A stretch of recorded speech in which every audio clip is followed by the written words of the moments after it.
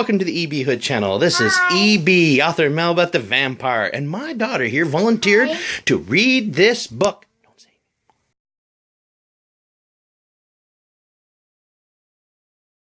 it. And she's going to be doing a book review. I had her read a book, and go ahead, tell us the book.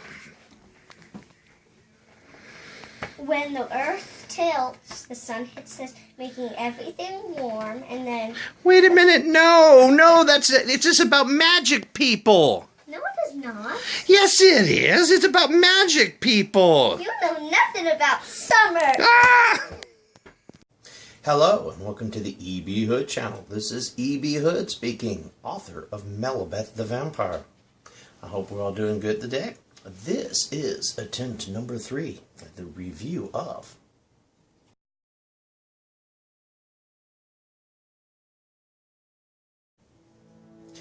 I really owe the author a little bit of an apology. It seems that I read this book about mid-December, and I've been telling her how it's going to get out. I have taken several takes. The last one I actually really enjoyed. It was outside, but the wind was so bad. The microphone sounded like the entire time, and oops. Well, I thought it would come out better than it did, and it didn't. So here we are, take 3, inside. The videos don't take half as long as the editing, so every time I make these videos I'm a little behind. But for good reason. For those of people keeping book 3, we're in editing. Some things went further into January than I'd hoped, but everything's pretty much into edit. I think I'm adding a paragraph or 2 to the book right now, and I mean, it just finally the cover's out. You might have seen that on Facebook. Check it out. My daughter's in it. It's fantastic. There's a little bit at the beginning of this that we worked on, and she's actually doing her first review that will also be on my channel about Bad Kitten. Oh, please check that out. It's her first book review on a book she picked out. It's awesome. So, with no further delay, let's get into it. Okay, so the book we're talking about today is by Kiki Allen, and it's fantastic. It's a good book. I've had good luck with books lately.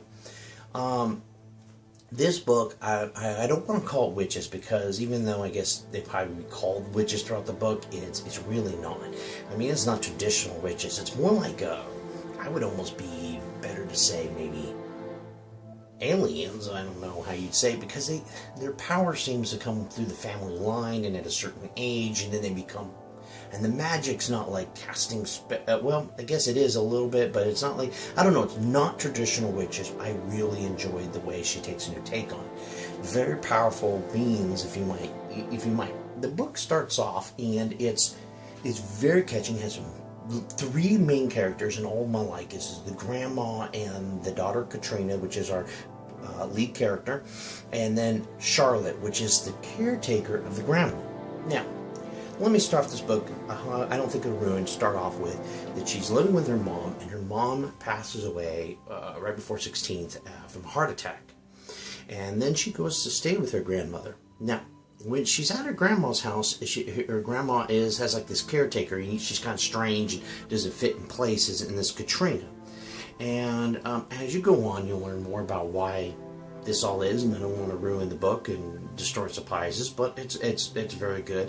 And these are 3 characters. You also have a love interest that pops in there, and I don't know about this character yet. He's kind of just there, and he seems like a good guy and all that, but you know, there's a lot of mystery in this town. So this place is set in the here and now, background reality, and her grandma's like in this community, okay? And in this community, there's a lot of obviously things going on in the background, and as the character Katrina is sucked into this world, she learns more and more, and you're learning, and you can see as a reader, there's more and more she doesn't know. There's more and more people involved and things going on in the background. So, that being said, that, you know, I don't know about this guy because he's already in the community. What's his real role? Who's he really connected with? It has a lot of that going on, which I really enjoy. The negative about this book, if I had a negative, and I don't know how negative this is, I've always told people, because it seems like I'm picking up his first books of series lately, and the one thing about a first book of any series is an introduction to the world. This one, and it does seem short, and that's always, I always say that about books I like, because I read them and it's like, that's it, more, please, more, and that's not a bad thing.